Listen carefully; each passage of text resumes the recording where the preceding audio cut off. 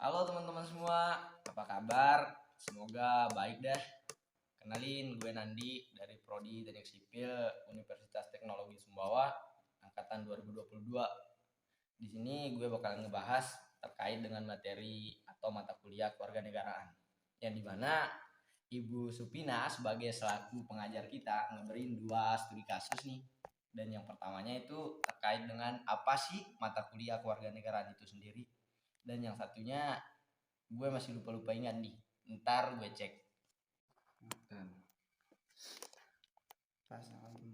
Di sini gue bakalan ngejelasin terkait studi kasus yang pertama, yaitu mengapa sih mata kuliah kewarganegaraan menjadi salah satu prioritas penting yang harus dipelajari, serta jelaskan tujuan dan manfaatnya, serta uraikan juga kebermanfaatannya bagi diri gue sendiri. Yang pertama gue jelasin terkait pengertiannya. Pendidikan kewarganegaraan merupakan salah satu mata kuliah wajib di perguruan tinggi Universitas Sumbawa ini, yang dimana pendidikan kewarganegaraan diberikan kepada mahasiswa sebagai generasi muda penerus bangsa untuk memberikan bekal nilai-nilai kebangsaan dan pemahaman komprehensif mengenai wawasan Nusantara, ketahanan nasional, hak dan kewajiban sebagai warga negara, demokrasi, konstitusi, serta HAM dalam menghadapi tentang globalisasi demi eksistensi negara kesatuan Republik Indonesia. Yang selanjutnya terkait manfaat mempelajari kewarganegaraan. Yang pertama kalau bagi gue sendiri, di sini manfaatnya terkait dengan rasa saling menghormati bagi sesama manusia tentunya. Karena itu juga terkait dipelajari di dalam HAM atau hak asasi manusia. Yang kedua yaitu terkait manfaatnya untuk warga, yang dimana kalau dijabarkan yaitu terkait dan win.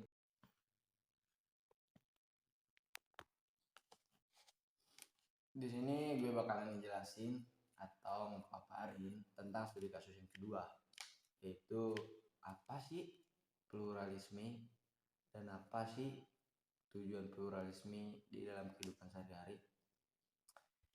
Gue bakalan paparin sedikit tentang terkait apa sih itu pluralisme. Pluralisme hukum adalah munculnya suatu ketentuan atau sebuah aturan hukum yang lebih dari satu di dalam kehidupan sosial. Kemunculan dan lahirnya pluralisme hukum di Indonesia disebabkan karena faktor historis bangsa Indonesia yang mempunyai perbedaan suku, bahasa, budaya, agama, dan ras. Tetapi secara etimologis bahwa pluralisme memiliki banyak arti, namun pada dasarnya memiliki persamaan yang sama, yaitu mengakui semua perbedaan-perbedaan sebagai kenyataan. Dan di dalam tujuan pluralisme sendiri, yang terdapat di Indonesia memiliki satu cita-cita yang sama, yaitu keadilan dan kemaslahatan bangsa. Indonesia menganut 3 sistem hukum, yakni sistem hukum adat, sistem hukum Islam, dan sistem hukum Barat. Ketiga hukum tersebut saling berkesinambungan antara satu dengan yang lainnya. Mereka saling beriringan, menggapai tujuan yang sama, namun di dalam perjalanannya mereka mengakui aturan yang terdapat di dalam hukum tersebut. Tetapi bila dikaji secara logika atau secara masing-masing dari hukum tersebut memiliki kesamaan di dalamnya, mau tidak mau bahwa sistem pluralisme hukum di Indonesia telah melekat dan menjadi darah daging bagi masyarakat. Dan kita tidak bisa mengelak bahwa hukum pluralisme tersebut berkembang di Indonesia. Konsep pluralisme hukum bangsa Indonesia menegaskan bahwa masyarakat memiliki cara berhukumannya sendiri yang sesuai dengan rasa keadilan dan kebutuhan mereka dalam mengatur relasi-relasi sosialnya. Pluralnya hukum yang berada pada Indonesia, hukum akan terpakai sendiri dengan keinginan atau kebutuhan masyarakat tersebut. Perkembangan hukum nasional di Indonesia berlangsung berseiring dengan perkembangan berkekuasaan di negara-negara bangsa. Tak dapat dipungkiri lagi, kenyataannya memang demikian. Karena apa yang disebut hukum nasional itu pada hakikatnya adalah hukum yang pengesahan, pembentukan, dan pelaksanaannya bersumber dari satu kekuasaan dan kewibawaan negara. Ketika kehidupan berkembang ke dalam menjadi lebih luas, dari lingkar-lingkar kehidupan komunitas lokal ke lingkar-lingkar besar yang bersifat translokal pada tataran kehidupan bangsa yang diorganisasi sebagai suatu komunitas politik yang disebut negara bangsa yang modern. Kebutuhan akan suatu sistem hukum yang satu dan pasti amatlah terasa. Maka gerakan ke arah unifikasi dan kodifikasi hukum terlihat marak di sini. Seolah menjadi bagian intern dan proses nasionalisasi dan negosiasi serta modernisasi yang amat mengesankan. Telah terjadinya pengingkaran eksistensi apapun yang berbau lokal dan tradisional. Selanjutnya itu doang dari pemaparan yang bakalan gue kasih. Gue lanjutin nih dengan pengertian atau pembahasan terkait pluralisme doang. Yang pertama dijelasin adalah pluralisme hukum itu apa serta asal-usulnya bagaimana. Pluralisme berasal dari bahasa Inggris pluralism, terdiri dari dua kata plural beragam dan ismi atau paham yang berarti beragam pemahaman. Atau bisa dikatakan juga bermacam-macam paham untuk ini, termasuk kata yang ambigu atau bermakna lebih dari satu. Sedangkan pengertian hukum adalah peraturan atau adat yang secara resmi dianggap mengikat yang dikukuhkan oleh penguasa atau pemerintah sekitar. Jadi pengertian pluralisme adalah pluralisme hukum legal diartikan sebagai keragaman hukum. Pluralisme hukum adalah terhadirnya lebih dari satu aturan hukum dalam sebuah lingkungan sosial. Yang selanjutnya yaitu pluralisme hukum di Indonesia. Di sini dijelaskan bahwa pluralisme hukum legal pluralism kerap diartikan sebagai keragaman hukum. Menurut John Griffith, pluralisme hukum adalah hadirnya lebih dari satu aturan hukum dalam sebuah lingkaran sosial. Pada dasarnya, pluralisme hukum melancarkan kritik terhadap apa yang disebut John Griffith sebagai ideologi sentralisme hukum atau legal centralism. Sentralisme hukum memaknai hukum sebagai hukum negara yang berlaku seragam untuk semua orang yang berada di wilayah jurisdiksi negara tersebut. Dengan demikian, hanya ada satu hukum yang diberlakukan dalam suatu negara, yaitu hukum negara. Hukum hanya dapat dibentuk oleh lembaga negara yang ditugaskan secara khusus untuk itu. Meskipun ada kaidah-kaidah hukum lain sebagai sentralisme hukum. Kaidah-kaidah hukum lain tersebut dianggap memiliki daya ikat yang lebih lemah dan harus tunduk pada hukum negara. Dalam penjelasannya, pluralisme hukum ini tidak terlepas dari sejumlah kritik, diantaranya yang pertama, pluralisme hukum dinilai tidak memberikan tekanan pada batasan istilah hukum yang digunakan. Yang kedua, pluralisme hukum dianggap kurang mempertimbangkan faktor struktur sosioekonomi makro yang mempengaruhi terjadinya sentralisme hukum dan pluralisme hukum. Selain itu, menurut Ricardo Simarta, kelemahan penting lainnya dari pluralisme hukum adalah pengabaiannya terhadap aspek keadilan. Lagi pula, pluralisme hukum belum menawarkan sebuah konsep jitu sebagai antitesis fokus negara. Pluralisme hukum hanya dapat dipakai untuk memahami realitas hukum di dalam masyarakat.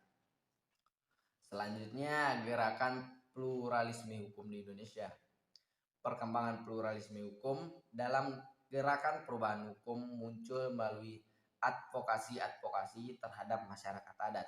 Dalam konteks ini, pluralisme hukum dipakai untuk membela tanah-tanah masyarakat yang diambil paksa oleh negara atau pelaku swasta.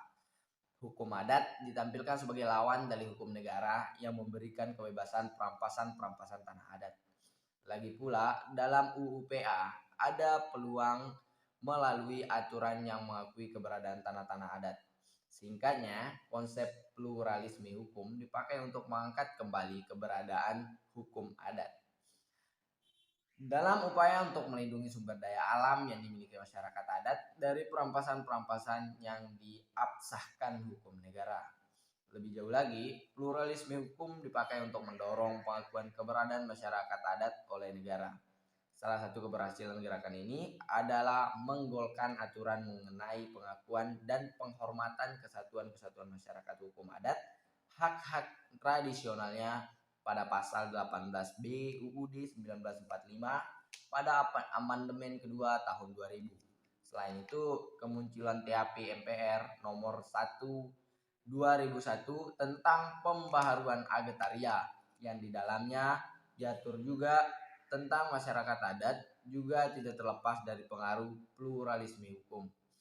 Sejak munculnya aturan ini, hampir semua penduduk hukum negara yang berkaitan dengan sumber daya alam memuat aturan mengenai masyarakat adat ini. Di tataran praktis, gerakan untuk mendorong pengakuan masyarakat adat semakin masih dilakukan aktivis-aktivis pro masyarakat adat. Di antaranya dengan melakukan pemetaan wilayah-wilayah adat di sejumlah tempat dan pendokumentasian hukum-hukum adat. Karena dua hal ini yang terjadi syarat utama untuk diakui keberadaan masyarakat adat. Selain itu, gerakan ini juga mendorong pemerintah-pemerintah daerah mengakui masyarakat adat melalui pembentukan sejumlah regulasi daerah. Di sisi lain, pemberlakuan otonomi daerah juga semakin memberi angin segar untuk gerakan ini. Untuk lebih jauhnya lagi, gerakan penggiat pluralisme hukum juga mencoba merambah ranah penyelesaian sengketa, yaitu dengan mendorong adanya pengakuan terhadap lembaga-lembaga penyelesaian hukum adat atau peradilan adat.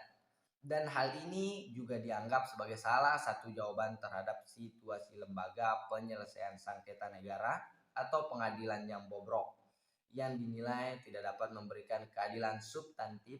Gerakan ini intinya menawarkan untuk membiarkan masyarakat menyelesaikan persoalannya sendiri melalui peradilan adat tanpa melalui atau melibatkan pengadilan. Selanjutnya, relevansi pluralisme hukum bagi Indonesia sekarang ini. Gerakan perubahan hukum di Indonesia dengan menggunakan pluralisme hukum sebagai pijakan telah melangkah cukup jauh. Salah satunya adalah negara dengan diakuinya hak-hak masyarakat adat termasuk hukumnya dalam konstitusi. Masyarakat Indonesia memang merupakan masyarakat yang menjemuk, tetapi bukan berarti bahwa pluralisme hukum merupakan jawaban atas adanya problem hukum di Indonesia.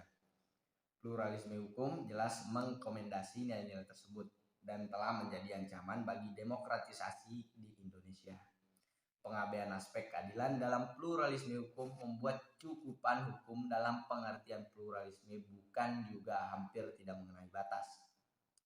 Sepanjang aturan tersebut dilahirkan dan diberlakukan dalam wilayah tertentu, ia sudah dapat dikatakan sebagai hukum. Tidak begitu penting apakah aturan tersebut dilahirkan dengan proses dominisasi atau dimaksudkan untuk meminggirkan kelompok-kelompok tertentu. Singkatnya, semua nilai-nilai termasuk nilai-nilai negatif dapat tumbuh dan berkembang melalui pluralisme. Hal ini sebenarnya sudah terjadi ketika sejumlah peraturan daerah perda yang secara substansif meminggirkan kelompok-kelompok tertentu berlaku di sejumlah daerah. Lihat saja Konun di Aceh atau Perda Injil di Manokwari, begitu pula beberapa perda yang mewajibkan pelajar perempuan mengenakan jilbab. Dalam sudut pandang pluralisme hukum, hal semacam itu diakui sebagai implementasi dan pluralisme hukum. Sekali lagi, terlihat di sini bahwa pluralisme hukum pada dasarnya tidak terlihat apakah secara substansif hukum tersebut adil bagi semua orang. Jadi kesimpulan dari pemaparan yang gue jelasin yaitu munculnya suatu ketentuan atau sebuah aturan hukum yang lebih dari satu di dalam kehidupan sosial. Kemunculan dan lahirnya pluralisme hukum di Indonesia disebabkan karena faktor historis bangsa Indonesia yang punya perbedaan suku, bangsa, budaya, dan agama serta ras. Tetapi secara etimologi, bahwa pluralisme memiliki banyak arti. Namun pada dasarnya memiliki persamaan yang sama, yaitu mengakui semua perbedaan-perbedaan sebagai kenyataan atau realitas. Dan di dalam tujuan pluralisme hukum, yang terdapat di Indonesia memiliki satu cita-cita yang sama, yaitu keadilan dan kemaslahatan bangsa. Pluralisme juga bisa menjadi ancaman